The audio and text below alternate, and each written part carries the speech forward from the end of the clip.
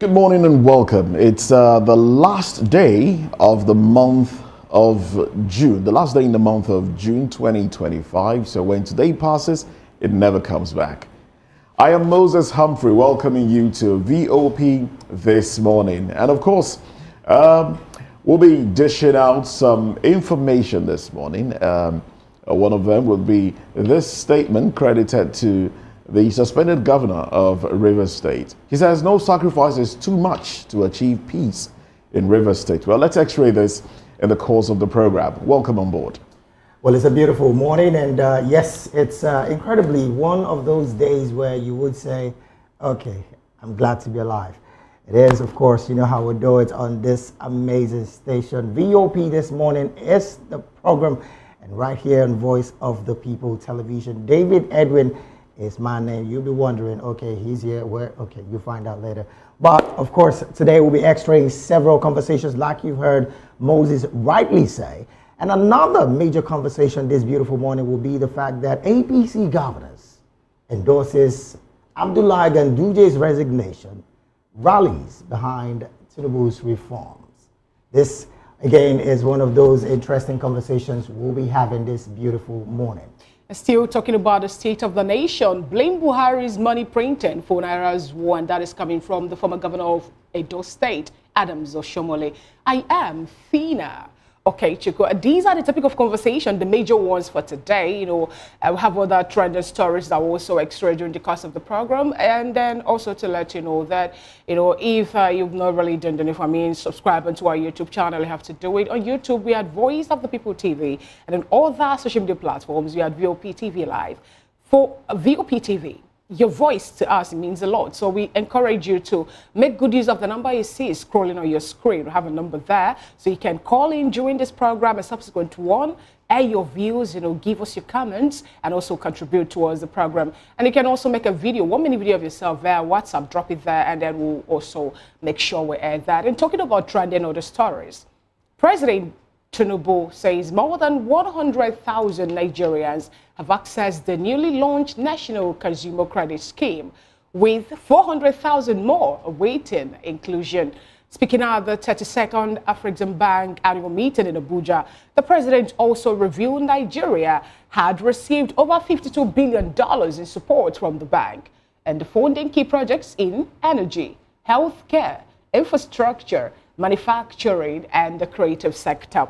Interesting one at that point. And then some Nigerians were asking $52 billion from African Bank at this point in time, and they were asking where actually can we pinpoint to say these are the places that will fix this money. Okay, we're looking at, let's take it one by one. He made mention of energy. Nigeria to today still so far epileptic power supply. As a point in time, we got to a point when this court said that Nigeria is owing them 4 trillion naira, and if the money is not being paid, that they will, you know, decide to drop their services for Nigerians. And I guess the president was able to say, okay, we'll have to look into that too. And this was coming after the electricity subsidy was removed. And also Nigerians are being made to pay high, exorbitant amount when it gets to how much they pay per megawatt here in Nigeria as regards the electricity, after Nigerians have been partitioned bit by bit from band A to band E, as the case may be. And we're still not seeing the $52 billion working effectively in the energy sector. The United Nations, you know, told the made world understand that, and World Bank, to let me use World Bank first, because they were the ones that come up with the fact that Nigeria and other nations still suffer epileptic power supply even to 2030. They have that to be their SGDP goal 7, but they weren't able to meet it at this point in time. I'm looking at the healthcare sector or an infrastructure too. Nigerians were asking where exactly is it a 39 billion refurbishment of the ICC that now bears Bola Ahmed Tinubu's International Conference Center in Abuja? Are we seeing the money there at this point in time? Where exactly? Is it the 40 kilometers road, the Lagos-Calabar highway that Dave Umahi, the Minister of Work, promised Nigeria should be the first one that we're going to experience the first phase? And at the end of the day, we saw something not even equivalent to that. And yet, the president went to commission such project. Manufacturing sector, man came up to tell the world understand that they have goods ranging into trillions still there in you know, there in warehouses because people cannot, there's no strong power, purchasing power. And also they made Nigerians understand too that just last year and between last year and this year, they've spent billions also on electricity. That actually is crumbling the manufacturing at this point in time. We see, you know, so many international organizations exit, international companies exit Nigeria. Just because of the policies and the fact that they can, you know, go home with something tangible at the end of the day. Creative sector, what exactly are we looking at the creative sector at this point in time? These are questions that Nigerians are asking anyway, not Fina's statement, but Nigeria's statement at this point in time. Well, interestingly, when I saw this report yesterday, I just told myself, it's a laudable one, somewhat, 100,000 Nigerians. And according to the statement, 100,000 Nigerians accessed this scheme. Now, the truth be told, this 100,000 Nigerians, so the figures we have when we're talking about Nigerians who do not have a job. Now, verification of, independent verification of these figures is what I'm going to talk about. In a time and place where the lack of publicly available data on beneficiaries are visibly not there. I mean, Nigeria is a nation that, with the amount of persons we have, verifiable data sometimes becomes an issue. And if you look at the fact that these targeted beneficiaries, can we see 1, 2, 3, even close to 1,000 come out in the open and say, yes, I was a beneficiary in this? That's on one angle. Let's talk about the loan default and sustainability of the exact figure that was pushed out there. So much questions surrounds these particular statements. And in a time and place where trust has become seriously below par when it comes to government and the people, I think it's better we start doing very right with figures. We start doing very right with data, producing data. We look. David, you know when you're talking about the people who benefited from this, you know, this loan scheme. Yeah. The president during the June 12, when he was addressing the joint section of the National Assembly, said something. He said that civil servants, over 400,000 of them, have already benefited. You understand? He said they used the money to buy laptop, some were able to access it to buy cars, some were able to access it to you know, take care of themselves, you know, things that they couldn't afford for themselves. And he said something about core members and Nigerian youths so benefiting from the next 400,000. So maybe when you get to the civil service, we'll ask them. Well, a lot has been said already. 100,000 beneficiaries, 400,000 more to benefit. Like David rightly said, can we see these names? Can we see these people? I mean, this is a country where names of people that have passed on to the great beyond appear on registers, you know, appear on government-approved documents as office holders or those, you know, that would be given offices. So you start to wonder, what names are we going to see? Because Nigerians are calling for the publication of these 100,000 names. So if that is done, then we can put a finger to it and say, yes, okay, maybe a few people have benefited. All right, but let's just, you know, concede that, yes, this is working. This 100,000 people have benefited, 400,000 to benefit. There is money to be given out to Nigerians and all of that. Credit schemes, countries have used it to get their people out of, you know, the doldrums of poverty and the rest. But in Nigeria, you know, a lot of distrust come to play. And let's even look at the percentage of multidimensionally poor Nigerians. We're looking at we are looking at Nigerians. Over 67%, over 67% of Nigerians are under multidimensional poverty. Now, population, estimated population, 250 million people. So 100,000 or 400,000, as the case may be, is still very minute. It's a drop. It's a drop in the bucket of water. You know, it's a tiny drop. But I think government should do more. This administration should do more. There's a lot of expectation on this administration to deliver.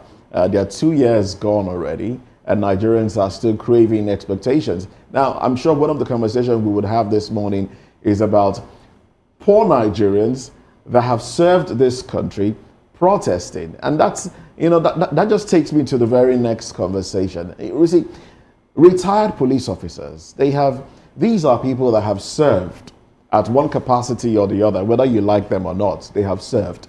They've stood in the sun, some in the rain. They have served Nigeria. And, they have announced plans to stage what they have described as the mother of all peaceful protest. And that's scheduled for June 21, 2020, July, I beg your pardon. Thank you very much, Fina.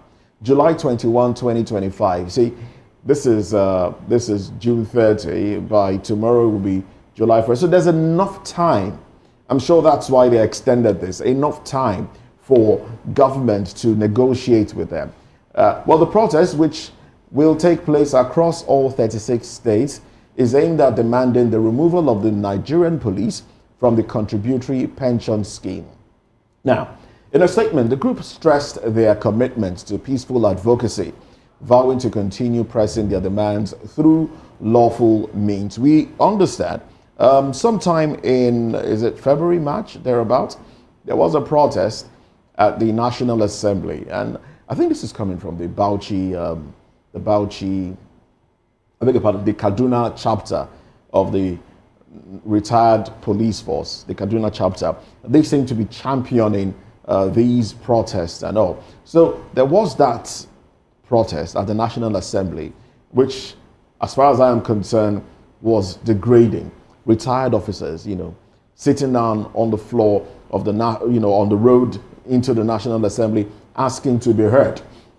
Now, when you look at how much these officers earn, pension now, from what I understand, they contribute about 8% of their earnings. Government adds 10% to it. So at the end of the day, they're given a lump sum, and then the contributory pension starts to roll in. Unfortunately, it doesn't come in as frequently as it should, and that's what they are complaining about. And a constable to sergeant earns about 25 to 50,000 naira monthly. Monthly pension, monthly. ASP and above, they take home pension now. They take home about, I think around 750,000 naira. I think for some of the highest, 500 to 750,000. So there's a wide gap between the lower ranking officers and the higher ranking officers. It's a wide margin. And when you talk about pension scheme, there's a lot of questions that Nigerians have not found answers to concerning pension scheme. Retirees find it increasingly difficult to take their pension. And I'm moving away from the police force now. Retirees in general find it difficult. A lot of people have died having not received a dime from their pension after serving 35 years. All right? So a lot should be done to ensure that the pension fund administrators do better in terms of dispensing funds to Nigerians that have served. These are people whose monies have been taken from them, whether they liked it or not, put into a pension scheme so that they can benefit, but they don't benefit from it, and it's heartbreaking. It's heartbreaking. And also, talking about the police now, going back to the police, of course, when you retire, you're expected to leave the barracks. Some years back, I think, was it 2014 or thereabouts? I can't remember exactly when now. At the police barracks in Ikeja, widows and some retired officers were forced out. They were forced out because, I mean, the widows, the head of the home had left, maybe died obviously. And so they had to be forced out, haven't stayed for over 6 months. They had to be forced out. Forced out to where? And then we see criminality increase. For some of these people, they know about weapons. They know about these things. So who would blame them if they decide to take the weapons and attack those they once protected? So officers, those that have served, the police, they should be compensated. Their pension should be paid. I mean, I'm just going to rest it on this. Their pensions should be paid. They've given till July 21 is enough time. Honestly. Enough time for government to negotiate with them, hear them out, and pay what is due unto them. Interestingly, because I don't know who else needs to hear this, but between this time and July the 21st, that's enough time, because I hear some people say that there are no alternative solution that these police officers retired should have taken. One major part of this conversation is that they have spoken and they've not been heard. And that goes to the path where we say the labors of our heroes past shall not be in vain. Maybe because we don't sing that national anthem anymore, it might not have that value. But sincerely, if these people have served, just like we know that they have served, and of course, documentation shows that they've served, it is best that they are attended to when they retire, as way of course, giving them their pension. And then that goes a lot to talk about the pension scheme's effectiveness. Moses has said so much about it, but we cannot overemphasize the fact that this is becoming something that government, past, present, future, should consider at all times to get and do right. Because, hey, here's the thing. If you do not sort out these people who have labored, tomorrow, whether you like it or not, there might be deficit of people going into that particular Yeah, there's a deficit already. So that's what it is. I mean, there's even a deficit already. Deficit already. So, no, we don't say tomorrow. So that's just what it is. Seriously speaking. But now, when you talk about the pension contributory scheme that these people were asking for them to be pulled out of, you know, Mo talked about their remuneration, and then the fact that 8% of the employee's salary will be deducted and 10% will be taken from the employer's coffers for this. All these things that we're talking about happens to be the retirement benefits of the people who are actually working, people who are there, the civil servants and all that. Now, it's heartbreaking that after 35 years of rigorous service to Nigeria as a great nation, you know, and then these people who have, you know, they have this little hope that at the end of the day, you know, their benefit will be given to them. And sometimes they owe them the benefits. Sometimes they get the government saying they want to go and borrow money from pension, from pension funds and all that. And do they pay back these monies? It takes time before that actually will be done and all that. Then you find out that some of them now are, there was an officer that made a video and then said, these people are joking. How can I be given a particular amount of money? I can't remember off the top of my head how much he mentioned after 35 years of service. And you know, the thing is, when you change the money that these people are being paid as a salary at the end of the month, you suppose that with what the accumulation of it gets to be at 35 years of service, it's something poor. I'm sorry, with all due respect to Nigerian government and every other thing, they need to do something, police especially, or the security personnel who have security apparatus in Nigeria. We need to do something about their remuneration, yes. From the lowest cadre to, you know, from the rank to the fact, we need to do something about their remuneration. It was the general the other time that I said he will be entitled to a car, a cook, domestic staff, even you know, travel abroad, trips abroad for their medical checks. So what happened to the soldiers? What happened to the people who are there at the forefront to, you know, to do these things? Nothing is being awarded to them because they are still with the files. They are not there to the rank. And then the police also, who are saying that they have to protest, have to go, you know, I think on July 24th, there'll be a protest across Nigeria. That also speaks volume to them. Some of them, when you see them, you find out that they're not even living up to, they don't even look like people who can protect lives and property.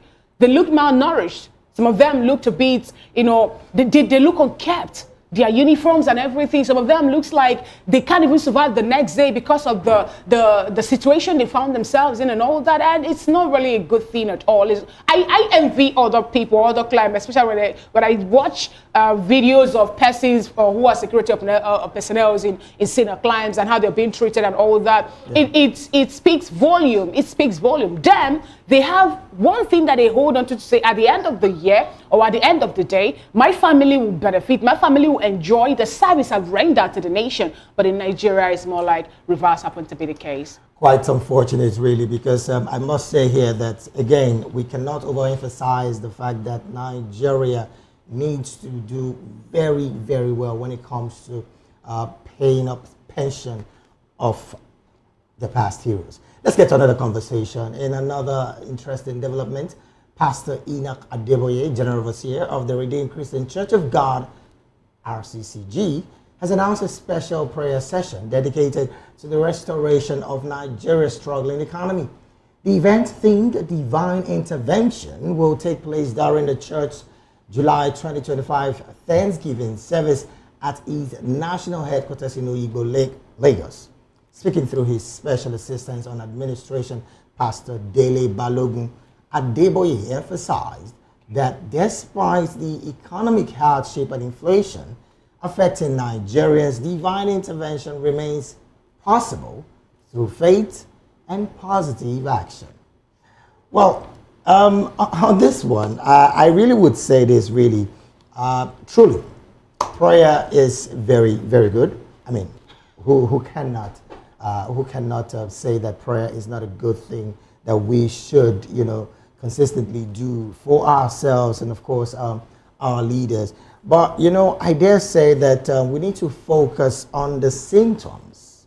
As it stands, we are focusing on the symptoms, I beg your pardon, rather than the root cause of the conversation. Now, here's the thing. Prayer might address the emotional impact of economic underlying situation, just the emotional part of the economic hardship in the land. Prayer might do that. But can prayer solve the infrastructural deficit that have plagued Nigeria as a nation? The answer is no. So I would say the much that we can pray collectively as a people, let us also talk to the reality, which is what we are facing in Nigeria. The hardship, we've said enough of these things when it comes to the multi-dimensional poverty that Nigerians are plagued with. But sincerely, we need to truly, truly talk to the root cause of the situation and not just the symptoms. Like I said earlier, prayer can only emotionally help solve a little bit of the hardship that we are going through, but not the major thing. So leaders in religious bodies, Christian, Muslims, it is best that they also talk to the government with their space of influence. Maybe the government might listen to them. Interesting one, David, you just said it the way it should have been. But for me, I bet to disagree. Prayer actually works, but there's BUT, capital letter birth now. Farmers are not in the farmland and you're praying for grain to fall, for manna to fall again from heaven. That's why I said that happens actually in the Old Testament, not even in the New Testament. Then bring it back again to the issue of insecurity. People have been praying, and then you're praying, and people who happen to be in the church, for them to tell that their prayers are being killed, and all the same, people are still being. See, Nigeria is a great nation that will make. I don't know how to say this, but Nigeria is a nation that every other country in the world should be envious of. If only the leaders in Nigeria are willing and are able to lead the nation, not to govern it. Now, if the leaders actually understands the importance of life, importance of human being, importance of time and every other thing, they wouldn't have been treating the whole things that is happening in Nigeria at this point in time with kid gloves. Some time ago in Kenya, I think let's say last week or thereabout, the people who protested in 2024 come up again to protest again in 2025. 1 year anniversary, and also someone died. They had to increase the protest because they wanted to show how aggrieved they were with the government. In Nigeria, the same thing is what we're facing. Nigerians are not really happy. Nigerians who come up to protest, they will be arrested, charged with treasonable felony and all that. A pastor is calling for prayer themed, so I can't recall the theme on top of my head at this point in time. But no, the same man, or rather the same pastor, divine intervention, yes. The same pastor, the same man of God actually, when people were being killed, when Chibok girls were kidnapped, he also come up to say he is organizing a walk that Black Lives Matter, Nigerian Lives Matters, and he organized the work and he championed the work, and the president could hear his voice. Now, at this point in time, what is stopping him from coming up to say we have to embark on another march at this point in time? Redeem Nigeria. Embark on the march. When you're praying in your headquarters, nobody knows what is happening there, I'm sorry to say. Data to get subscription for your phones, for all the gadgets, is a bit expensive. That person not even be able to queue in during that particular praying section. But when you come up to say, I need to do this for the government to see how aggrieved I am as an elder in Nigeria, as a man of God also, I believe it's going to speak volume. Imagine the members of the church coming to say we are going to put on a white cloth, or maybe a black cloth, or maybe anything at all it's going to be, and say we're going to organize a march from the Oyibo Lagos, maybe to Alausa, a peaceful march to talk about, or rather as you're marching, you're praying too. A good book says he who sings will pray twice. So you have to sing and then you're moving on, you're praying and you're talking at the end of the day. Before we run out of time. It's going to be a good one, more. Yes, not coming up to say we have to keep on praying. I'm tired of the prayers. Yes. I'm tired of the prayers, at least. You're taking it out on Pastor Enoch Adeboye. Well, he's a praying man, so he has asked Nigerians to pray. I think it was his ministry or denomination that once asked Nigerians to fast for 100 and something days. The same one, right? Oh, well, praying is good, like David said. It's good to pray. But then we should also hold our leaders accountable. It's funny when you think about it, that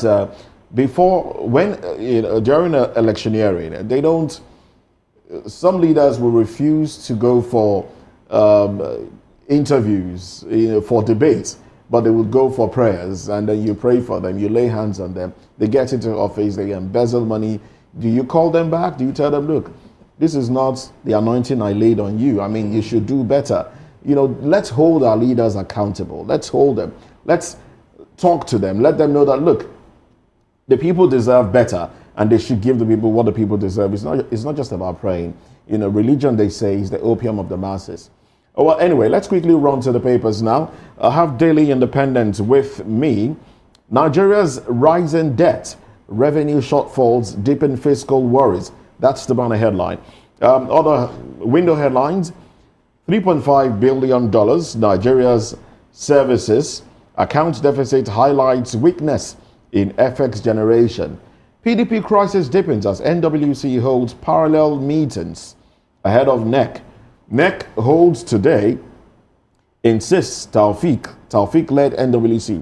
Governor Mba stands by Southeast, NWC BOT on NEC National Scribe. And then some of the headlines there. Presidency replies Obi justifies Tinubu's trip to St. Lucia. Account for security votes, Serap tells governors. Stakeholders worry over heightened mass unemployment in Nigeria. FX risk. Others push airlines to pursue dry lease with states. And then the bottom strip. Dangote's 720 billion naira CNG drive to save Nigerians 17 trillion naira, lift 42 million MSMEs. All right, those are the headlines on the cover page of Daily Independent. The New Telegraph is up next, and above the mast said contract staff, tier 1 banks outsourcing costs up 35% to 119.9 billion naira. Tinubu empowers MDAs to approve projects under 220 billion naira. And then we have other headlines to be the bold headline: PDP crisis intractable as confusion marks scheduled NEC meeting. Right after that story, Governor Mba, Southeast reserves right to review future with PDP if there's ellipsis accompanying that. We need dedicated members to rebuild PDP ahead 2027, but George. Ganduje'S, it will be relief for us if Kwankwaso joins APC, says NNPP. Okay, we have other headlines. Breaches NHIA sanctions 49 healthcare facilities, 47 HMOs. UN nuclear chief, Iran could start enriching uranium from bomb within months. Aminu Dantata to be buried beside wife in Medina today. And then other headlines: ministers to step down, proposed $50 baggage handling fee. Lagos, Abuja already world's most expensive airports. By elections, litmus test for opposition parties. And a lawyer seeks legal constitutional reforms to end right abuse. Security forces rescue 13 abducted Benue Link passengers. Then right after that story, though a tiny one there, victory over terrorists, others certain. COS. Security vote. Serap threatens legal action against governors. And the bottom strip headline on the cover page of the News Telegraph: everyday packaging sheds plastic into food. That's according to study. All right, there you have it. That's how far we can go on newspaper headlines right now. But at 10 o'clock, we'll get deeper into the headlines, a newspaper review. That's at 10. So now let's get into one of the conversations for this morning. No sacrifice is too much to achieve peace in River State, Fubara. Let's talk about this when we come back. Join us again.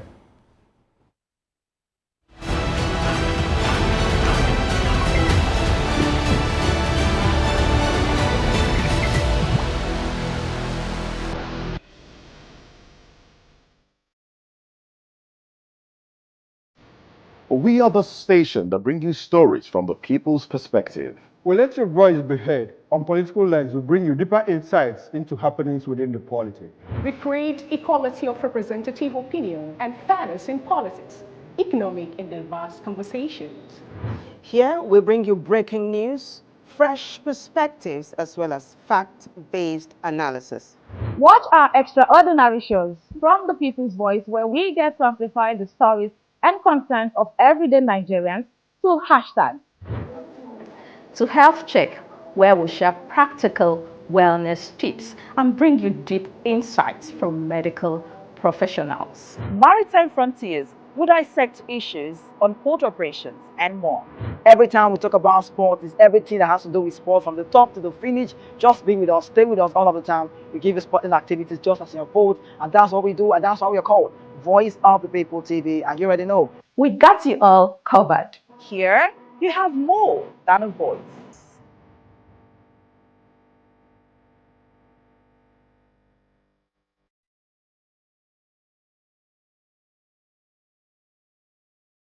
Are you ready for the extraordinary? Something big is happening on your screen. Introducing VOP TV. Now streaming on SLTV channel 264. From breaking news to captivating conversations, news analysis, giving you all sides to the story. We bring in-depth discussions on the issues that matter, from politics to sports, entertainment, and lifestyle. VOP TV on SLTV channel 264. Join us as we redefine what television means to you. Voice of the People Television, VOP TV. Now you have more than a voice. Good morning. It's the start of a beautiful day. Well, start your day right with a healthy dose of news, fun, and inspiration. Join us on VOP this morning for the latest news, trending topics, and uplifting stories to set your day on the right vibe. From news and current events to lifestyle and entertainment, you are covered. VOP this morning, 8 a.m., Monday through Friday.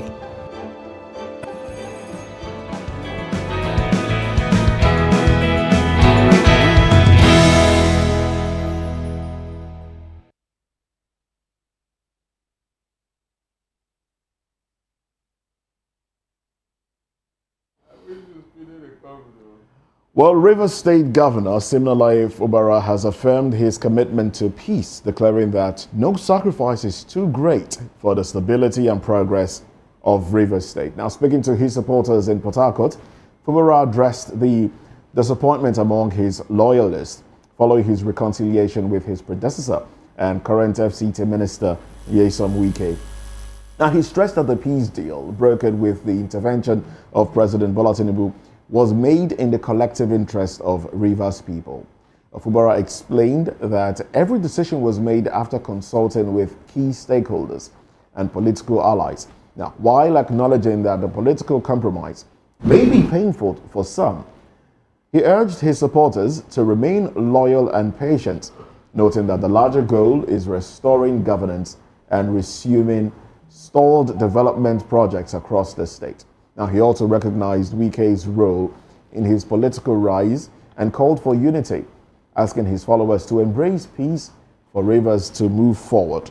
Oh, well, it has gotten to what some will call the crescendo.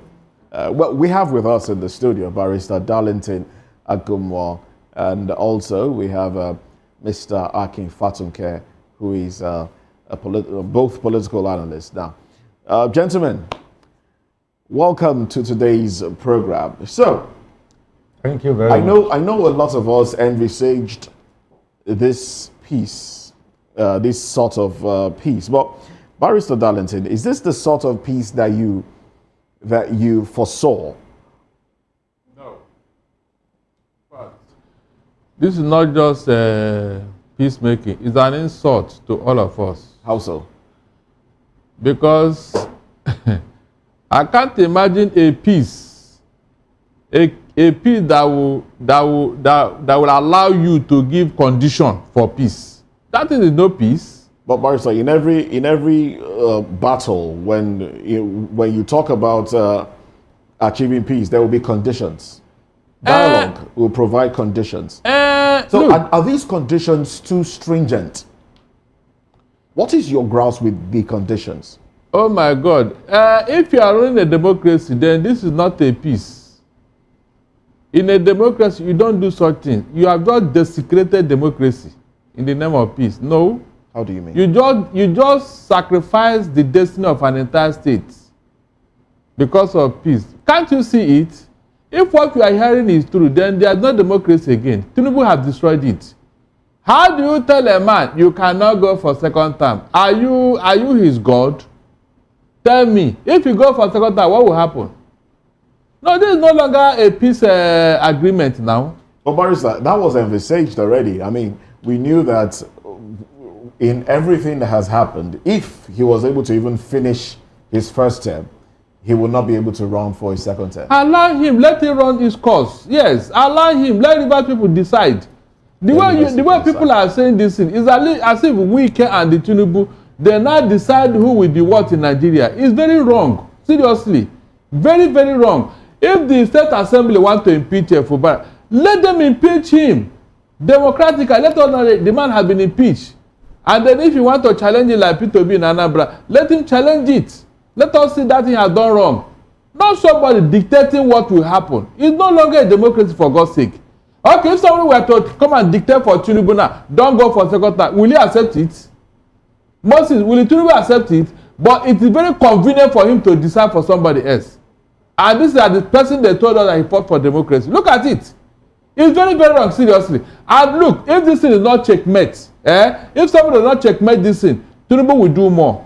If he gets away with this thing he's doing in Rivers State, I am telling you, he's going to do worse things.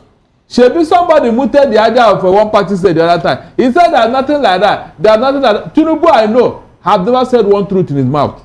Okay. So telling me that you will not do, you don't want a dictator, you don't want a one-party state. What are you doing in Rivers State? All right then. Okay. Well, I don't know how anybody can just justify this type of thing. Isn't it more like we or the persons around that cry more than the bereaved? Fubara himself come up to say that there is nothing too big for him to do for the people of Rivers State. He went further to say that he recognizes the role his Oga in local politics now, Oga himself, that's Wike, played in his political career and all that. He also made Nigerians, he told his loyalists that they should keep on being loyal, that he's doing everything he's doing for the betterment of the Rivers people. Now, isn't your reaction and what you're saying at this point in time, more like talking more than the Fubara himself, who was suspended and now being given this? Fina, it's not only Fubara and Rivers State that is suffering now.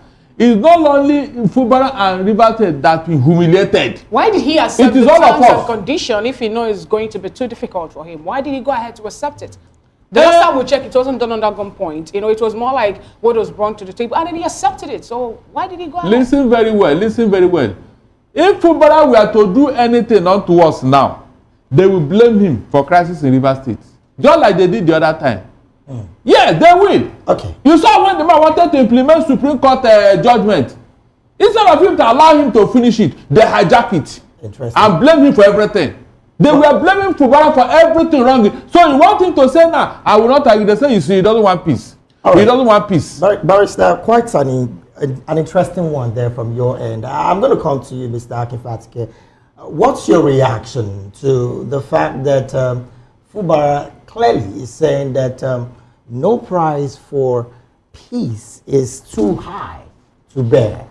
Is this Fubara talking, or is this a man who has been defeated and trying to keep himself sane within the political space of Nigeria? Is this what we're experiencing? Thank you, David. With my experience, my age, and my emotional intelligence, I would like to approach your question as briefly, as philosophical as I can. And in that wise, I will use François-Marie Arouet, popularly known in the world of philosophy as Voltaire. He was a philosopher. On the particular occasion, David, his words were laws. He was as popular as you could make it. So he wanted to board a plane. And then when he got on, and people of France before the French Revolution were hailing him, Voltaire, Voltaire, Voltaire. He turned back, looked at the sea of heads, and made a profound statement. He said, these people that you see hailing me will also be the same set of people that will say to the guillotine at a point in time. It therefore means it's like rivers of water here and there. Now we are talking about River State here now. What do I feel? I personally, as an elder, will not say I feel justified, because my position has always been for peace, because even at the end of world wars, people still come around and sit on the table. And I had been pleading. This has to be resolved in such a way and manner that more lives will not be lost. That was my wish. But as we moved along, as you've seen the trajectory, it started dwindling. On television and radio, I have always made this point. Fubara, irrespective of whatever it is, please, you have to come learn from this same Lagos where we had Fashola. And I said, Wike, with all your garrulousness, you have to go back to the person you are reporting to now, which is Bola Tinubu, to try and find peace. I must say, therefore, that after pleading and pleaded on radio and television, and I felt that this was not going to come in, this now has become a duodenum. I was already losing faith that this will ever happen. But this is what I wished for in the first place, and if it is now then coming, so be it. Barrister, my barrister has also gone ahead and looked maybe at quite a number of other surrounding factors, and feels that democracy is not, it's not best. Allow me to button at this point. That will be his opinion. The barrister said something that I wanted to pick up from. Barrister said, let the people decide going forward, going into 2027. Am I right? Yeah. Okay. But talking about, some would say, was it the people that decided to pick similarly Fubara in the first place? Moses. Sorry. Barrister, please. I want okay, I'll come to you. Okay. I'll take your thoughts on that one.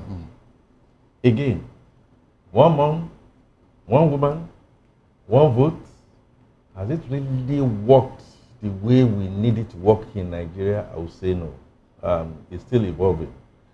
Now, your question as regards did the people in the first place, was it their decision to elect him? Was he their person, or he was shoved down their throat and they had no choice but to accept it? It doesn't look like it.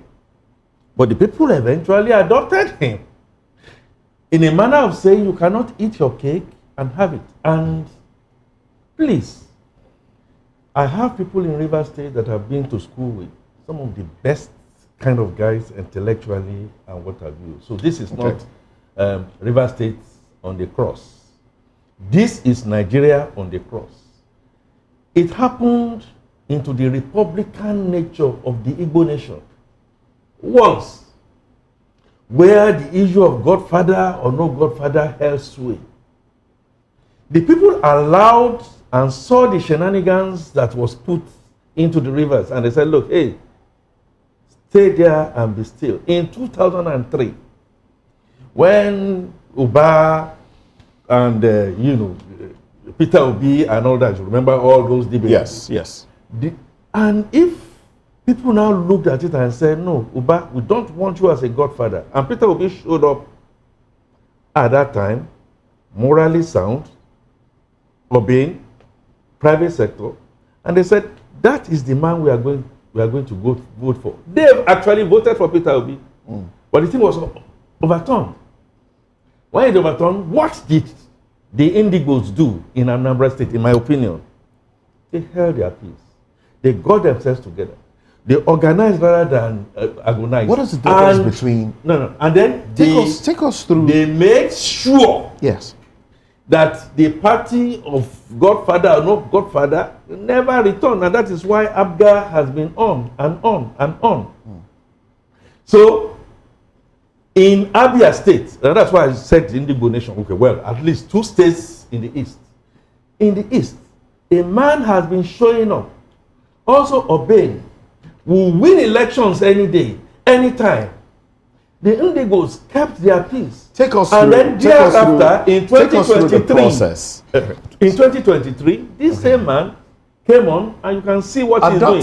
At that time, you know, the case went to court, and it was a fairly contested case. But right now in Nigeria, can you say one whose election gets to court, if the person is not a member of the APC, will have a fair contest, will have, you know, a fair day in court? Can you comfortably say that? In other words, I should make a pronouncement on whether our courts... No, it's not a pronouncement, but it is... You know, in my position, I can't make such a rule. I think it will be... going by recent antecedents. I think if you went to court and you felt the court at different levels have not served your purpose, you can always go to some, higher courts. Okay. And if you are not looking, if you are not looking at the Supreme Court and you then say the Supreme Court too is not on, then you are now saying the rule of... I'm not saying in any way that our courts are perfect. Can the Imo State people say the same thing after Opuzodinma, who happens to be the number 4th person in that governorship election, become their governor in that state after the Supreme Court ruling and the judgment? We also saw what happened after the election, how the number of votes allocated to an individual become, higher than the number of general persons accredited to vote in Imo State. Can they say the same thing? Good question.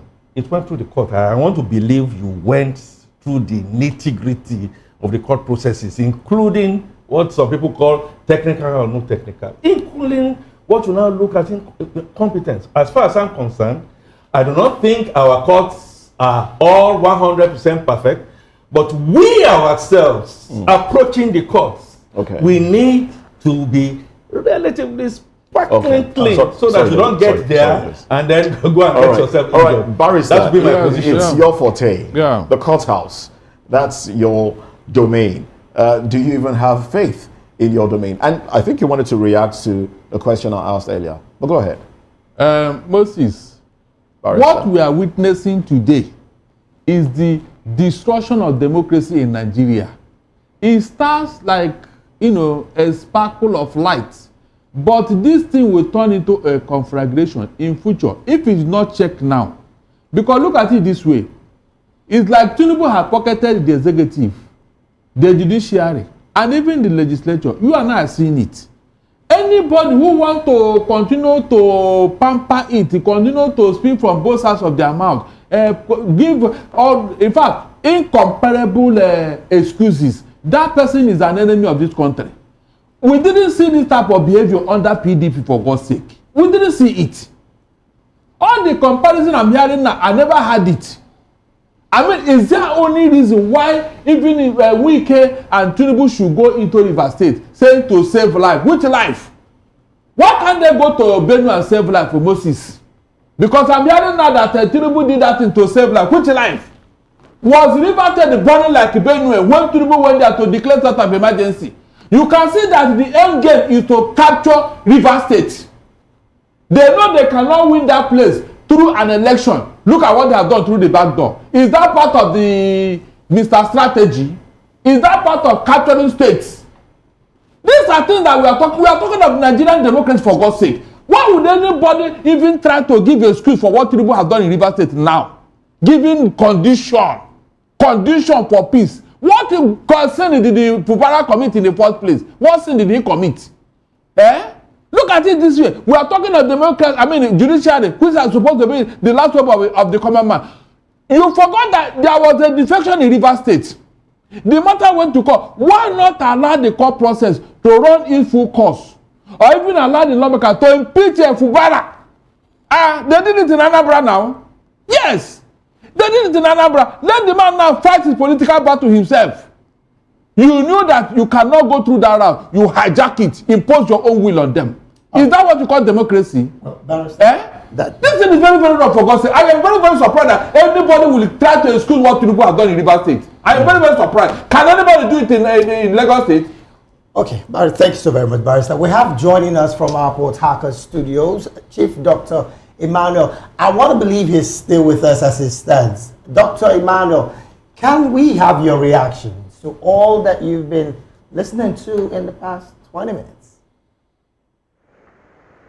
First, what happened in River State is a state capture. And I keep saying this any day, anytime. It is a criminal act on the part of Mr. President and his agent, Mr. Wike. We are setting a precedent that will consume this nation. And we need to be very careful. Go ahead, please. A matter was instituted in court. And the matter was ongoing until Tinubu came to deceive the governor by asking him to go remove the cases in court. While his other party was encouraged to remain in court. I'm telling you. The handwritings were very clear. Wow. And that was the outcome of that so-called trash the judiciary gave to us. Because the so-called judgment of judiciary was simply a case of, hey, you left the court. That was all. That was the entire technical. We must be very careful of what we're doing. The truth they claim they have achieved today is a cowed truth. They've merely cowed a young man to admit it. Of course, he has no choice. But let me tell you something that will interest you in River State. Neither Tinubu nor Wike nor even the governor owns River State. At all. Neither of them owns River State. First, the biggest political blunder that happened in this country that was allowed was that one man bought tickets for all aspirants of a political party. That's the first, where the entire problem started. And the result is what we are seeing. People kept quiet then. Our biggest problem in this country is ethnicity and religion. PDP in River State became founded on the grounds of then President Jonathan. And so everybody who was in PDP was supposedly a Niger Delta kind of politics. So they allowed him to do the trash he did. And the result is what we're having today. Okay, now, Chief Dr. Emmanuel. More discreet. Yes. Chief Dr. Emmanuel, you know, when you were talking, you say that the state belongs to the people, not the governor. Okay, we're having, there are permutations that one of the conditions being given to the suspended governor is defecting to APC.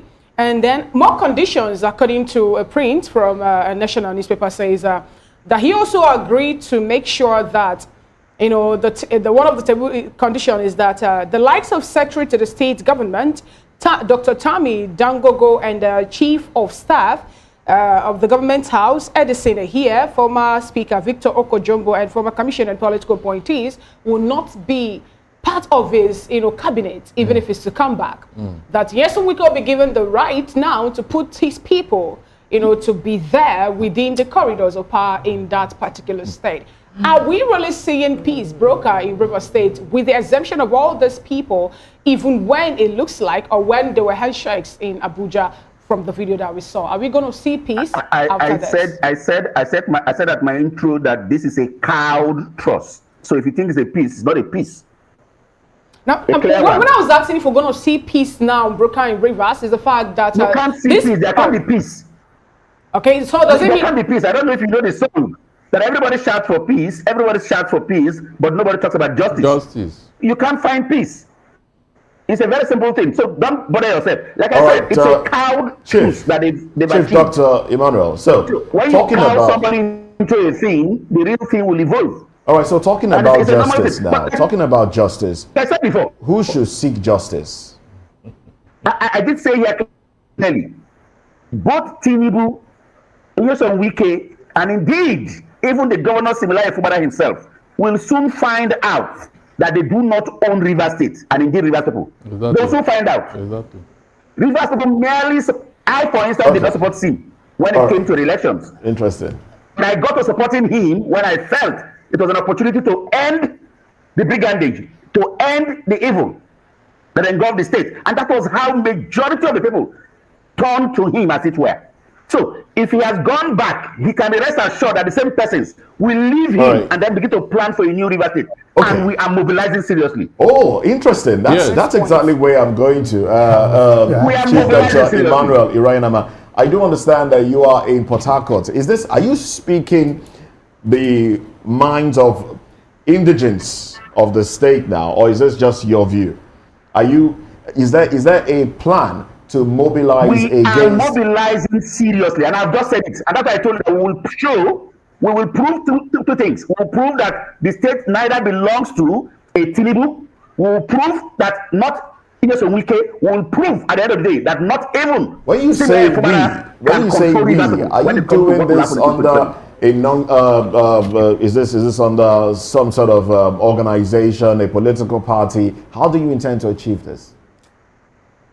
Well, parties are mere vehicles. Parties are mere vehicles where people stand to contest elections. The people will decide at the appropriate time. We are meeting, we'll keep meeting, we'll find ways out. The so-called simplified movement you saw was not created anywhere. It came overnight. And the same way we'll tell you that groups will come overnight. We're working tirelessly. River people will take back their River State. All right then. Thank you very much. Thank you very much. Good. Chief Dr. Emmanuel Irayanama. Talking about the simplified movement, the governor did say, look, this is bitter, this is painful, but if you are for me, stay put, let's run this together. It will be hurtful, it's bitter, but we'll see this to the end. What do you see happening in the coming days, Mr. Fafatuke? Yes, what I see happening is a rehash. So let's be very, very careful. I have to give my opinion. So it's not a question of one analyst making comments at the other analyst. Just make your point, make my point, and that is it. What I see is a rehash of the history, the tabula rasa that they want to wipe clean from our brains of what happened in Anambra State, what happened in Abia. Likewise, something similar happened in the Southwest. Can you be more specific? Yes. I mean, I started talking about Obi and all that. I talk about the powers that be, the Kalus in Abia, and then, of course, in the Southwest, when PDP, with their guerrilla tactics, politics of do and die. What I noticed some people did was to now organize rather than agonize. My dear friend has said that River State does not belong to certain people, so it belongs to certain other people. I don't have a problem with that. It belongs to the people, the indigents of the state. That's what he said. It belongs to the indigents of the state within the Federal Republic of Nigeria. Please, let's be very clear. The people of Lagos belong to their Aworis and the Lagosians on behalf of the Federal Republic of Nigeria. So I disagree. Please, we are misinforming the public. Hold on, we are misinforming the public. I wouldn't stay here and listen to this, please. I don't want to hear this. What are you saying? Let's allow him have the floor. That the River State belongs to Wike and Tinubu. I don't get it. If it belongs to the indians of River State, then who is the person? He didn't say that. I don't want to hear this now. I don't want to hear. He did not say that. He's not selecting the people that own what and who. No, it's wrong. It's wrong. Please hold on. Okay, so let's land your thoughts. It's sickening to hear it. Land your thoughts. Please hold on. What the heck is Tinubu? Is this the president of this country? Chief Dr. Emmanuel, please hold on. I am going to hold my peace. We'll give you time for your concluding thoughts. So you just have to land on your thoughts. It's becoming too hostile. But I will say, I mean, people know me. I will say exactly what I am saying. Your question was, what do I therefore say? I say I'm going back to history. And then in making that history, I am hearing that Rivers State belongs to Rivers people. Did I say it doesn't belong to Rivers people? Within the Federal Republic of Nigeria, is that a lie? So if what you are suggesting, therefore, is that we should all go our different ways, I'm not going to be part of that. What I know is that we have a Federal Republic of Nigeria with 36 states and the Federal Capital Territory. Okay. You may not like what you are saying. You don't have a choice. Time will tell. Okay. The choice that you say we don't have, that was a question, actually. Yes, that we may not have. Yes. It happened in Anambra State. Please. And the people, wait. The people of Anambra recaptured their state and Inabia. Okay. So I am saying that Anambra State, I will not take a gauntlet, I would rather organize in such a way that time will eventually tell when the people come and then say we are going to recapture our state. Mr. Kifatenke, was it the people of Anambra that took over the state, or was it a statement from the then president, Umaru Musa Yar'Adua, to say leave? A court judgment has been pronounced on who should be the governor of the state, even after the Uba brothers had issues with Peter Obi, and even after his impeachment. Is it the Anambra people that stood up this point to say this state is ours, or is it the president saying obey the court order? Yes, Mr. King. The people of Anambra spoke through the elections. It was upturned through Wayo. The thing went to court, and the court was also going to be manipulated. And the president of the country then said, look, I am not going to be part of it. The people of Anambra spoke. All right, then. All right, so thank you very much. So the people of Rivers State can also speak. We are taking concluding thoughts now. There is no fight on this matter. Before we come back to Barrister, let's hear from Chief Dr. Emmanuel Royaname. I keep saying one thing that the whole of Nigerians must understand. And the biggest problem this country has always had is ethnicity and religion. People play to the gallery when it comes to things that concerns people from their area. We must be careful. It will consume all of us. Exactly. We must be very careful. This is a federation. And again, maybe perhaps because it is one of the most funniest federations you can find anywhere in the world, where the federation creates the federating units. What is happening is that our federating units have been captured. Rivers State for almost 6 months today, nobody knows how our resources have gone. And that same agreement we had, that's a man that claimed he's supporting democracy, presiding over a negotiation where they are saying they are giving 23 local government areas to one man, meaning they have started and concluded election. That is a man that claimed he is a Democrat, building democratic structures in his own view, that had gone ahead to impose on the people an electoral officer of their choice outside Rivers State. Tinubu is a killer of democracy. But if he thinks he can win anywhere in Nigeria in 2027, I can assure him one thing. In Rivers State, he's going to get the biggest fight in Rivers State. Rivers people will tell him no, and the no will be shown. Then, Barrister, let's have your concluding thoughts. Yes, Moses, please. I have said it. Whenever we are here, let us not compare incomparables. What I'm hearing from Abia, is it the same thing with Rivers today? It's not. Even that of Anambra, is it the same thing? It's not. So let us not go back. Are we not supposed to move forward? Only when Tinubu have gone wrong, be man enough to say, yes, Tinubu, this one, no, it's not part of the democracy you told us you fought for. I don't see anything here that somebody is telling me you are going back to history. What is the history here? We are talking of a state capture, which we never saw under PDP. Tinubu came in now and he was rampaging everywhere. I just told you now about the judiciary, the legislature, which everybody in Nigeria knows that Tinubu have pocketed all of them. Is that democracy, Moses?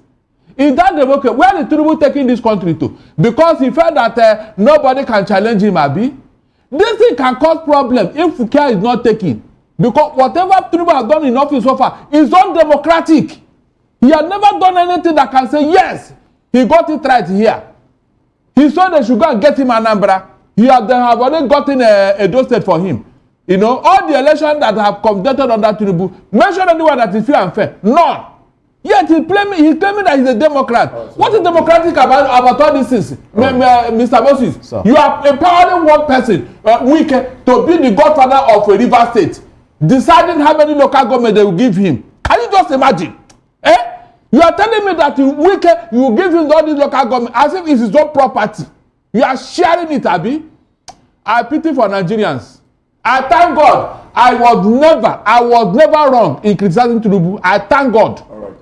Well, I would have asked Chief Dr. Emmanuel Orainama, who's talking about the people standing up to their rights. I mean, when they said Wike shouldn't come into the state, he came in regardless. In fact, he said, look, a rally was held. People gathered, and he said, look, who are they to prevent me from entering this state? Oh well, we'll keep our fingers crossed and see what happens in the coming I think I need to address that. We are law-abiding people. We do not intend to break law. Okay. Wike is known for certain behaviors. We won't be part of it. We will take over our state very democratically. We will take over our state very lawfully. He has a right to enter Rivers State like any other Rivers person. Wike is still a Rivers man. He's not an outsider. All right. But we will show the world that he has only one vote. All and right, perhaps a few supporters that will vote for him and support him in voting. All right, then. It's a good thing you had to address that. I appreciate that. Well, let's get into another conversation. Before you round up, remember, ab initio, there was no problem in Rivers State. This was orchestrated to achieve this end now. There was no problem in Rivers State. It was orchestrated by Wike and Tinubu to arrive at this point now. All right, then. Sorry about that, Chief Dr. Emmanuel. Barrister, thank you very much. Yes. I think we'll have to let the barrister go now. But thank you for your time and your thoughts. Let's get into another conversation. APC governors endorsed Ganduje'S resignation. Rally behind Tinubu's reforms. Let's talk about this when we come back. Join us again.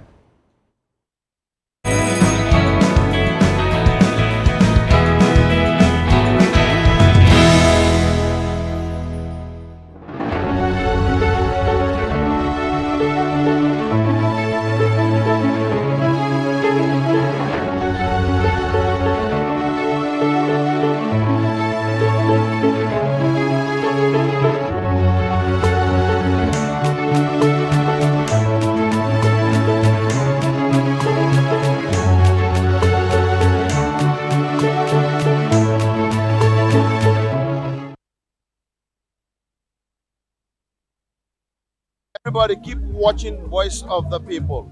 All right? Love you all. Hello, sweetie. What's going on? My name is Kiki. Keep watching VOP TV. Thanks. Hey, guys. What's going on? Olumide Oru, the Fresh Prince of Lagos here, and this is VOP TV, guys. Hello, guys. I want you to please keep on watching VOP TV. Ladies and gentlemen, my name is Hafiz Oyetoro. Please keep watching VOP TV. Shout out to VOP TV. Very big shout out to the fans and lovers of VOP TV. My name is Tayo Faduro. I'm an actor that you are gonna live to love. Keep watching. Cheers. Hi everyone. So shout out to VOP TV.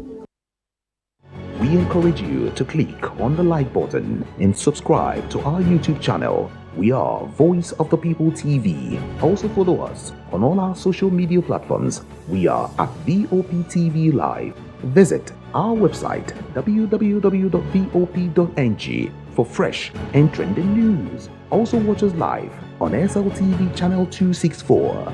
VOP TV, Voice of the People Television.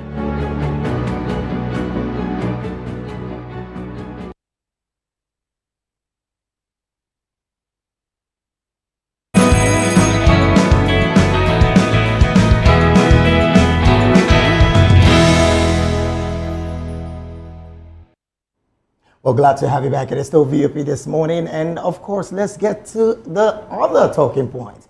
23 APC governors have endorsed the resignation of the party's national chairman, Dr. Abdullahi Ganduje, calling it it's part of the party's evolution. After a two-day meeting in Benin City, they expressed full support for President Tinubu's reform agenda, including fiscal restructuring, food security, energy transition, infrastructure development, and social sector revitalization. The governors pledged stronger collaboration between federal and state governments and praised growing investor confidence in APC-led states. They also backed enhanced security efforts, calling for more investment in surveillance infrastructure and improved welfare for security personnel. They reaffirmed their commitments to a united and prosperous Nigeria grounded in constitutional federalism and grassroots-driven transformation. Well, we still have with us in the studio Mr. Akin Fatuke, who is, of course, a public affairs analyst. And joining us from our Benin studio is Honorable Felix Pascal Pulevo, an environmentalist by training, entrepreneur, politician, and public affairs analyst. And also from our Port Harcourt studio is Chief Dr. Emmanuel, a social political commentator and advocate for good governance. Once again, gentlemen, thank you for staying put with us. All right, I'm going to come to you, Honorable Pulevo. I don't know if he is with us right now. Honorable, good morning to you. Okay, I think he's still not joined us. Dr. Emmanuel, are you still with us? Yes, I'm with you. All right. You know the cross of the matter. You know the story. But another interesting part of this conversation is the contradiction coming, of course, from the APC-led governors. Let me get your broad reaction to all that has happened in the past days. You would recall as well that the ex-while chairman of the APC did say that for some health reasons, he had to step down. But during the weekend, Daily Trust Weekend did report that a certain APC chieftain did say that the chairman was forced out of office. What's your broad reaction? Let me even start from there. What's your broad reaction to all of this? First, we're in a country where leaders enjoy lie. So to find out the truth in any of the things they do becomes more and more difficult. Ganduje himself have told us that it is for health grounds. I don't know when the health issue started, and I don't know to what extent that it resulted to him wanting to resign from his position. But that's very personal. We've also heard, like you did say, that no, he was forced out of office. All of that could be true, particularly given the stories before all of this. First is we all heard, which of course the government quickly debunked, that there is a problem between the president and the vice president. There is an attempt to finding a new vice president for 2027. We heard zoning balances that were not done hitherto. The fact that the chairman before Ganduje did not finish his tenure and it's supposed to go back to that zone and so on and so forth. We also did hear very clearly that Ganduje'S continuous chairmanship was being a problem to the admission of the likes of Kwankwaso into the party. All of that will have elements of truth, right, left, and center. But the concluding thing is the fact that it's all about 2027. The president and his kitchen cabinet are working to see how they can create the balances, how they can rule in numbers, if possible, from certain areas. And then they are sacrificing some persons they think are likely going to be obstacles in that drive. That's all that is happening. All right, thank you so much, Dr. Emmanuel, for your comment. Now, let's bring it back to the studio. Mr. Akin Fatinke, what do you have to say about the fact that at this point in time, you know, this issue or the internal wrangling with APC surfaced after the president threw a jab at opposition party after the June 12 statement saying that he's happy, if I'm to use that word, that other parties are in disarray. They should continue to be in disarray. And the next day at Gombe, we saw seats flying and people were aggrieved, and members of the Northern APC caucus were angry over the fact that the endorsement championed only the president without Shetima. Recall also that Shetima and the entire Southwest also contributed to the president becoming who he is today. I'm talking about the elections and the number of votes that he contributed to his set. See, I'm looking at you. Your question is coming to me with smiles, and I'm going to answer you with smiles. Like my Dr. Emmanuel said, lies galore. Is that not the forte of politicians? Don't politicians lie to their teeth, including the people we love and we don't love? After all, they see certain things as a means to an end. Sometimes the end may not be morally justifiable. But you are right. Mr. President got up and said he was happy that his opponents were in disarray. I personally, with my emotional intelligence, will tell you that as at the time he was making that statement, he cannot on all fours raise both hands and say, even within his party or within his family or within his states, whether Lagos State or elsewhere, that we have not had a boiling cauldron. What has been different? Again, what has been different, Fina, is that a problem is there, whether you lie about it or you don't lie about it, you accept it or you don't accept it, but you politically begin to get it resolved. This is what we don't find. How do you that's think what this we don't is going find to in be opposition. Resolved? How do you think this is going to be resolved, given the fact that we are going to have two, Northern bigwigs now, maybe feel offended? First, the Shetima. If he's been pulled out against his wish to become, or rather, during the next election in 2027, now he's no longer going to be the running mate because, according to what we had, that he's not that viable to work with the president. Then the likes of Kwankwaso is whom the president is moving or tilting towards to have as a running mate from, the information also moving around. And we know that Ganduje'S and Kwankwaso, if I'm to use the word Oga and the boy now, are not really in good time in kind of state. Now, how then do you think that these political issues or the wrangling that they're having is going to be resolved? Remember that the Northerners have come up to say that next election, 2027, the seat must come to the North. And if the North is being sidelined, that the election will not really go through. So your question, how do I see, you brought in... Political resolution. You brought in Shetima and all that, and you brought in, what you had. I am also hearing rumors. I don't trade in rumors. It does not matter if people say that I'm being diplomatic in my answer. But I leave it to the party to take a decision. All right. On where they are going to get to. So what do I foresee?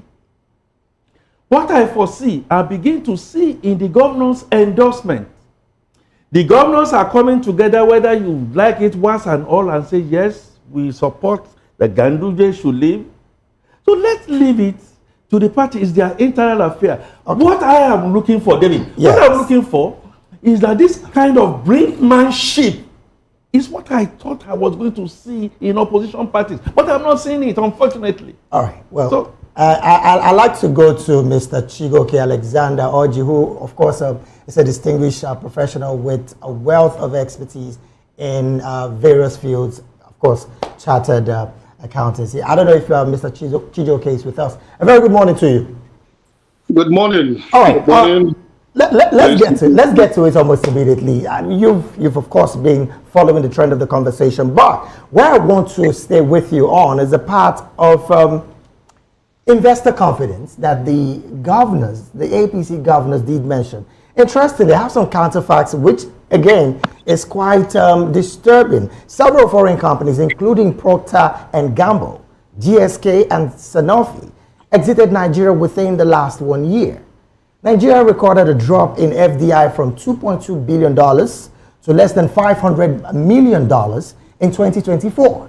Now, the APC governors are coming to give these figures of having FDI during this administration. Please help Nigerians understand the part of trust deficit that has been seriously been ongoing in the country presently within the people and the government. How can these conversations be managed even from the ruling party as we go forward? Thank you for having me.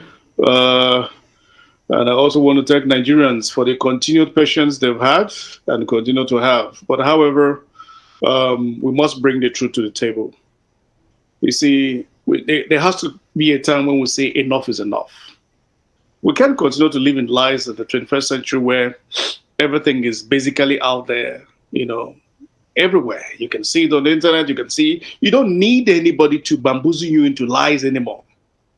The FDI in question is, it's the most disgusting thing for us to even to be talking about now in terms of the governors giving an endorsement. Yes, they will give endorsement to what is coming to their pockets, because in the end of the day, it's them that are smiling to the banks. The ordinary Nigerians who are feeling the pains and brunt of the whole pains are told to tighten their belts. Tighten their belts to what gains? This is one of the least expected things from Asiwaju Bola Ahmed Tinubu that I have known for several years. One, as an advocate for economy, I was not expecting this continued decline of not just the confidence. We're talking about the real sectors leaving the global space of Nigeria. It means that as they're living with the jobs, they're living with the productivity that ordinarily should have been made available to Nigerians, including the products and the services that ordinarily should be available to Nigerians. And Nigerians are still in shock, still grappling to adjust to it. And then we're now hearing these lies of telling people to be okay in the midst of injuries.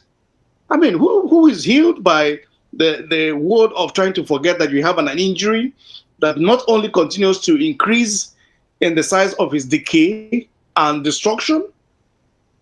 This is unimaginable. All right. Okay, let's even look at the fact that we have every variables to succeed as a nation, and not this mere mockery of imaginary thoughts of expecting things will just overnight become, good overnight without making the efforts. And then here these guys are spending money like as if they're cowboys in a town where there's no law. It is absolutely shameful that in the midst of the impoverished Nigerians, they continue to rub it in the faces of Nigerians with the stupendous waste of money and wealth and display. All right. When is it going to stop? Right. And to what end is all of this happening? I cry for my dear nation and my people. Okay, Oji. Now you were just speaking about FDI and all of that, but some Nigerians are of the opinion that Okay, let me just put my question this way. I was going to ask. Okay, I think I should just ask you two questions. One is, how is this administration? How is this current government seen in the abroad, in Switzerland? What is the general perception of this government in Nigeria and how things are in Nigeria? Because I do understand that you are in Switzerland at the moment. It's seen as a government with no direction. No direction. Asiwaju Bola Ahmed Tinubu came on the promises of changing the entire space of what we knew, especially with the mess up created by the previous administration. I particularly was one among the crusaders that joined and said that his removal of the first subsidy was one of the pathways to leading to progress in Nigeria. But it's obviously still the same old comrades. What you've just done is that you alleviated the way and manner to which the stealing was taking place, and then made it more of, if you were able to steal 1 naira before, you can actually go with 100 billion, and today you are pampered. I mean, the fact that till date, there's no record of meaningful progresses in the administration cannot be seen anywhere in the world. In Switzerland, where you are, I mean, you did say that you've championed a few things as well. In Switzerland, where you are, Nigeria's money has largely been stashed over there, especially from the Abacha era. Especially from the Abacha era. A lot of it was stashed there. And out of the 4.6 billion that is abroad, 1.9 has been recovered from Switzerland. How much protest have you done over there to compel the government of Switzerland to return embezzled funds belonging to Nigeria that politicians have stashed over there in Switzerland? I'll be honest with you, my dear brother. It's not just about even protesting for the funds to be returned. What we should be protesting for is the funds returned, what has happened to it. You know, it is not about the funds issue, because we've seen the recklessness in how Nigerians, don't even care what happens to the money.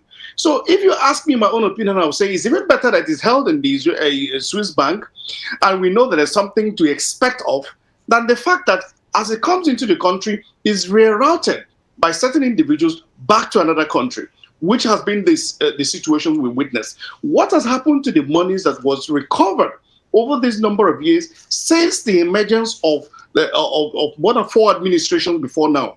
And all we've had is recovery of funds. What has happened to this fund? Okay, now if you're asking for what has happened to the fund now, Mr. Chijoke, let's rule out some things that the president made known to Nigerian, or rather to the Afrexim Bank manager during their meeting or summit in Abuja. He said that we're talking about funds, and we're told that 45.9 billion naira now is what been used for the health sector, where we have, according to him, said 8,800.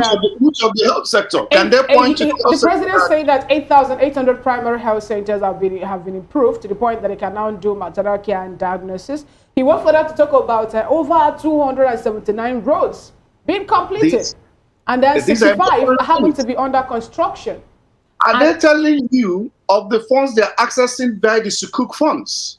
Nobody's keeping records of all this, and this is where Nigerians' fates are being tied tomorrow. Now, if that should be the case, why then is it that the people who have been given these monies actually are still giving the monies without seeing where the monies are going into in Nigeria? What then do you have to say about the people who are dropping the money? Yes, because the question is, who do they meet? Who do they see as the face of Nigerians? Who do they see as the people recognized as officially Nigerians? Those are the elected personals. So when they come, it is believed that whatever is sent for Nigerians through these individuals. They cannot come and drop money from the sky in Nigeria. No, it won't work. That is why when these individuals receive this money, we expect that there should be accountability. Right. Look at the mess we're having with the NNPC. And all we're hearing is the same drama. It has become like a mere joke of, happening, that all the best that the wishes anybody can wish for now is that these individuals can be embarrassed. Okay. People who have lost shame, thieves that have lost shame can be embarrassed. All right then. Is that well, a democracy? Thank you very much. Let's also look at what is happening down there. The youths are robbed of their future. Who intends? Definitely, we have always said, as the future leaders. What are they going to lead? We're coasting home now. We're coasting home now. Chijoke, Oji. Let's bring the conversation back to the studio and take it back to the what we are seeing within the APC. Mr. Fatunke, does it seem like the opening of the doors of the APC for all and sundry is leading to the disintegration of the APC? Do you foresee that? No, I don't. and I cannot. It's a movie we've seen in times past. My friends analysts are looking at it as a half-empty bottle. I see a half-full bottle based on history. Okay. The governors have held sway. You may like it, you may not like it. They have held sway. The governors have more money in their pockets. But does this, the position of the Those governors, monies that they have in their pockets, yes, more money, to try and but the position reach of the their governors, people. does it reflect the desires of the people? Okay. The governors all seem to be going towards the APC. The governors but does it seems- reflect? Does it reflect? Unfortunately, the will of the it's people? what we don't want to hear. Okay. The governors are tending towards where they believe that they will be able to serve their people more and not where things are turned. I'm going to tell you the honest truth. Okay. A situation where it cannot be a joke. I'm an economist and I also follow trends. I agree, it's work in progress. We are not yet there. A situation where Moody's and Fitch are rating Nigeria, because we asked that question earlier, higher. Our GDP in 2024, last quarter of 2024, 3.8%, the highest that we have seen since 2014. So there's progress. The lecturers, ASU, and all that, go on strike today, go on strike tomorrow, and all that. We are not there, but we are still not seeing a lot of some of these things. So, is APC therefore, is the ruling government therefore, a Father Christmas? I don't think it's a Father Christmas. We need a very strong opposition. Unfortunately, we don't have the opposition. Why you have the opposition are lies, overturning, and all that. Something similar to what. If I understand you clearly, yeah, the APC government under the Tinubu administration is doing well and should be encouraged to do more. Yes. Okay, great. Thank you. Thank you very much. Now let's. I do believe we still have Chief Doctor. I do believe we still have Chief Doctor Emmanuel Irayanama. Let's quickly take your thoughts on this one as we move towards wrapping up this conversation. It is a pity that anybody in Nigeria today will say that the APC is doing well. I need to see a state. Well, people have they look it's funny and it's very funny and pitiable. I need to see just one state out of the 37 states. Yeah. Now we understand what they are doing, and it's a very simple thing. They take advantage of a situation that is bad in our hand. Yes, as of today, to contest an election for a state assembly, you require a minimum of between 500 million and 600 million. So if you're asking an opposition to fight that, that means he has to go dig somewhere to get it. They are in government already, so it's easier to. And so if you're an opposition person and you want to keep that kind of money, of course, there'll be attacks right, left, and center. So the best way is to get that money, join them, so that you can keep that money. A very simple truth.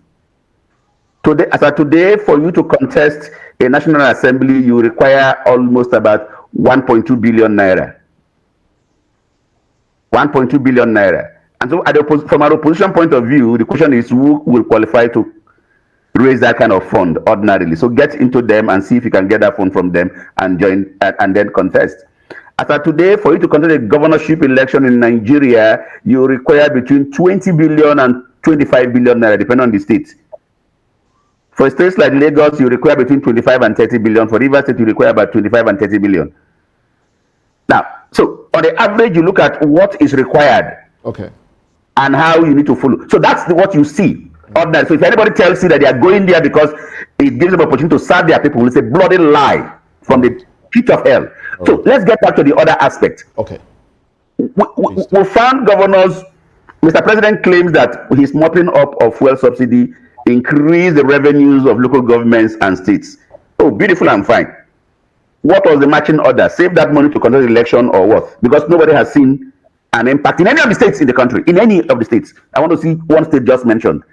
The highest we found people trying to, kind of projects we found people getting into is building of roads, You bridges. You don't consider that work? That is the cheapest way to steal. The cheapest way to steal in Nigeria. All right, the then. cheapest way to steal, and that's where they are all centered on. All right then. Now, the building of roads, I'm coming just for 2 minutes. The building of roads are supposed to bring certain things, and if they can't reach those places that will bring those things in, then it becomes nonsense. It's like living in a house you fancifully built when inside the house is empty, and that's the kind of country we are in. You build a very beautiful house outside. Anybody that passes sees, but indeed you are actually not getting anything out of it. Mr. Chijoke, when he was speaking to you about the real sector leaving us, hearing the governor tell you that FBI is coming, I'm asking, I am an employer, and I belong to an organization called the Nigerian Employers Consumer Association, and I can tell you for free that as of today in the private sector, 90% of those that make the things have left us. It's for free. All right, then. Interesting one. Thank you very much. And nobody has taken over. Chief Dr. Iran. So if the environment is that bad, somebody is saying we're working within a short time. We don't really have enough time on our hands. And we've been informed that Honorable Pascal Pulevo has joined the conversation. Let's just take your broad view in about 2 minutes, and then we'll wrap up this conversation and get into the next one. Honorable Pascal, go ahead, please. Okay, thank you very much for having me. I think to just make my own contribution on the few issues we discussed earlier on, I think for politics, one is the fact that we shouldn't view politics in Nigeria with emotions. Viewing politics in Nigeria with a lot of emotions can put one's health at risk, you know, because most of these guys out there, it's all about interest. It's about what will work for them, because if you tell me that from the way things have been, we will have a Fubara and a Wiki kind of comeback with some of those kind words that were being pronounced in some few hours and few days, you know, a lot of persons will say, no, such days will never come. But here it is, you know, and you would find out that ahead of the 2027, with some of these coalitions and some of the things that are happening, we are just not viewing Nigeria as a state that we all belong into. Because candidly, I'm a northerner. I'm from the north, and if a northerner at this stage is saying power should come back to the north, it doesn't mean well for this country. Let's be candid with ourselves. A northerner just left 2 years ago. If we say we want one Nigeria, let us be sincere with each other. If Tinubu is not getting it right, it is not that it is a northerner that will get it right. Don't we have better southerners that can do it? You know, so I feel when we have this power being rotated between north and south, that is where we are respecting each other. That is where we are saying we want it. All right, and unfortunately, we are out of time for this conversation. Honorable Pascal Pulevo, please do stay with us. As we get into the next conversation, blame game being thrown around. Oshomole says, blame Buhari's money printing for Naira's woes. Let's talk about this when we come back. Join us again, gentlemen.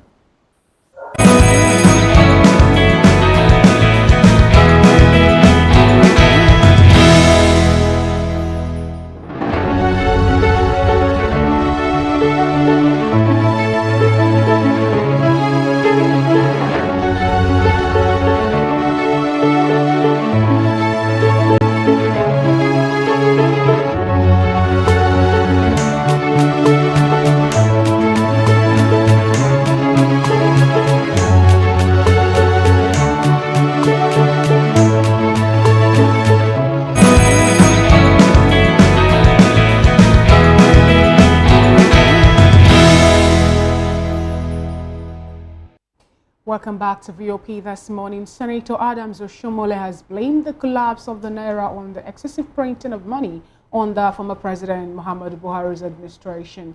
Speaking at the Progressives Governors Forum meeting in Benin City, the Edo North Senator criticized the Central Bank of Nigeria's use of the Ways and Means provision, which he said led to the printing of over 31 trillion Naira without corresponding economic backing.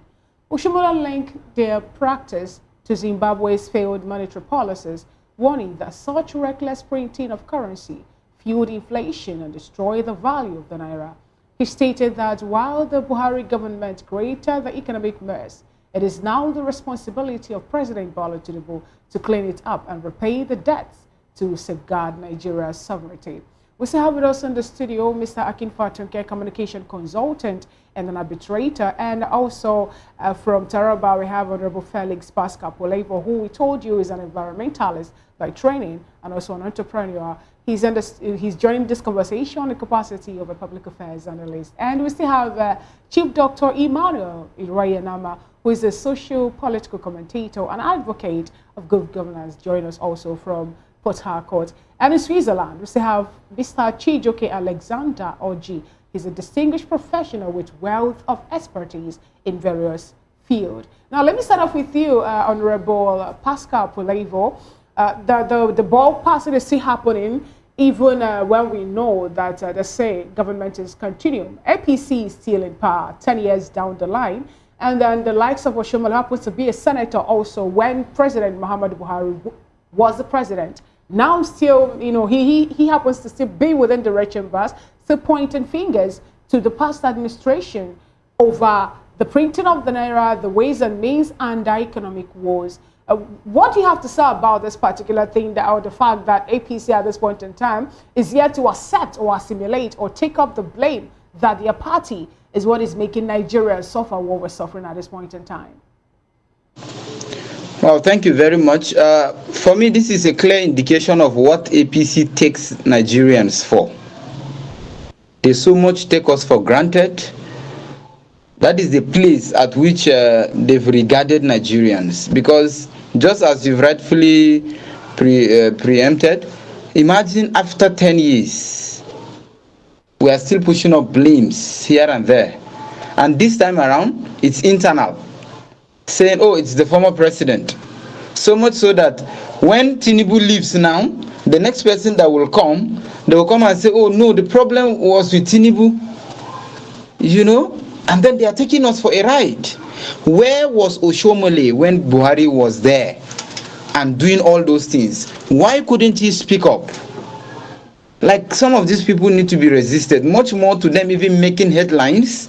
We need to like tell them the truth that, see, Nigerians are up. That is what I've always said. What we need in this country is a coalition of the citizens, not a coalition of these people who don't mean well for the citizens of this country.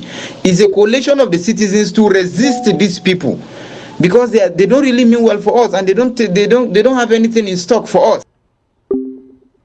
Oh. Okay, I guess we lost connections with that. Now let's bring it back to the studio. Mr. Akin Fatunke. Adam Soshomole pointed to the printing that happened, 31 trillion naira that was printed during the past administration, to be the reason of having economic wars. But the president, when he assumed office, told Nigerians that the issue of the ways and means have been handled. He also made mention of that when he was celebrating his 1 year in office. How then is it that he could handle that particular problem that, according to Oshomole, made Nigeria to be suffering economic wars at this point in time without the principal or the person who actually championed that, being called in for occasion, answering to that? Well, you call it economy. Nigerians are going through wars. I think Nigerians are going through hardship. A back pain is a hardship. And if you have been treading wrongly or treading backwards, and you decide to take a stop and then begin to change things, it's tough, no doubt about that. There's a lot of anger, there's a lot of hunger in the land, absolutely. No doubt about that. The same Oshomole, in all fairness to him, that's not the first time he's raising that. He raised that copiously on the floor of the Senate about ways and means. So let's put things in perspective. Are we therefore then saying that the government is not in continuum? Look, my solution is simple. 31 trillion naira, Mr. Fatunke. That is not a mere figure that Nigerians should look away from. This person who said this is a sitting senator in Nigeria. Let's put it to perspective. Somewhere in the DR Congo, immunity was taken away from Joseph Kabila, the former president. Now, interestingly, he's been called to book. Why are we not seeing the Senate ask for such to happen within the government? You got me in, and I was just going to say to you, the government being a continuum, the buck stops on the table. And if you have read the Constitution of Nigeria, so many things go on. Sometimes we call them rubber stamp. Sometimes we call them a lonely voice out there. But the buck stops on somebody's table. At that time, the immediate past president of Nigeria, which is also APC, which I also agree, which Bola Tinubu also said, I am going to continue in respect. Would you say Bola Tinubu has 100% continue in that respect? He said he was going to stop the USR means. He said he was going to help us draw down on our borrowing to be much more efficient. He said he was going to put more money into the hands of state government. He said he was going to look at local government administration, went as far as Supreme Court. The point, therefore, is Mr. President is setting the tone, and the latest is the tax reforms. So he's setting the tone, but it's not going to come a bit easy. Now you're to the die of your question. Why is your point? Why is Buhari not being put on the dock? I don't know why Buhari is not being put on the dock, but I do know that Buhari's henchmen in this country during his regime are under probe. One of them was the central bank governor. We all know. So how possible is it that the central bank governor walked alone without the What president exactly do you want to hear from me? You want to hear from me that why should we go for the figures? Excuse me. Why is Bola Ahmed Tinubu not going for Buhari? And I'm explaining to you. I mean, it may not satisfy you. It is going to get to a stage whereby we are looking at quite a number of reforms. Probes that are going, including NPC at this time. Okay. Look, sometimes what you do, I'm not saying, and you will not hear it from me, that you should not put Buhari on the dock. If you want to put Buhari, if Nigerians are saying they should put Buhari on the dock, why don't you get yourselves together and vote these people out? All right, let's go to Honorable Pascal. We understand he's back with us. Honorable, let's have your overview of this particular conversation. Yeah, sorry, there was a network glitch. The point is that just as the last speaker rightfully pointed out, the blame game shouldn't continue at this stage. You know the mess. The president was aware of the mess even before he took over office. Thank you. And he knew the tax ahead of him. So it is not at this stage for you to come and start telling us that this happened, this one did it, this one. It was so messy. And we needed somebody to clean the mess for us. And you assured us that you can do it. Then we gave you our legitimacy. So if you are running out of ideas, it's for you to honorably just resign and say, I thought I could do it, or I can no longer do it.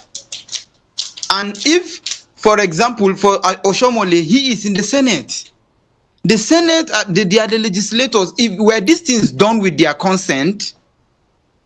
Did they not approve of it? If it was done without their approval, then what measures are they taking? What is the oversight role they are playing in this country? So much so that if the president single-handedly or unilaterally just did these things and our Naira has been devalued and is affecting us now, people should be questioned. We should ask some questions, and then we have functional measures and functional settings in this country that can checkmate some of these things. Why is the political will lacking? Why are people finding it difficult? So much so that we want to excuse those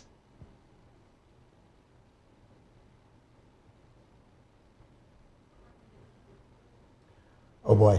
Well, we do have persons that are in the helm of affairs, or those who have been in the helm of affairs before now, at the dentrums. A leader is refusing to have that political will, to take some important decisions in the country. Good. All right. That is the problem we are facing now. So that is why I've been agitating. These people have to be resisted, sir. All right, then. Thank you very much. They are turning around with us as a nation. They don't care about our well-being. People are dying every minute of the day. Some people cannot afford a meal. Was calling for some form of resistance from the people against those in government. Oh, well, thank you very much. We're absolutely out of time, and we have to wrap up this conversation at this point. But we must say a very thank you to you, Honorable Pascal Pulevo. Thanks for joining the conversation. I do hope you would stay with us into newspaper review. I hope so. And also big thanks to Chief Dr. Emmanuel Irayanaba. We appreciate your contribution immensely. Thank you very much once again. Also, big thanks to Chijoke Oji, who joined us all the way from Switzerland. Thank you very much for your contribution. And to our studio guest, Mr. Akin Fatunke, we thank you very much as well. Well, that's it on the show. On behalf of my colleagues here, David, Edwin, Fino Kechukwu, the backroom staff, and Moses Humphrey, thanking you for being part of the show. But stay with us, 10 o'clock. We'll be flipping the pages of the papers and looking at stories that made it into the papers as we give our own perspective to it. Join us again at 10. Bye for now.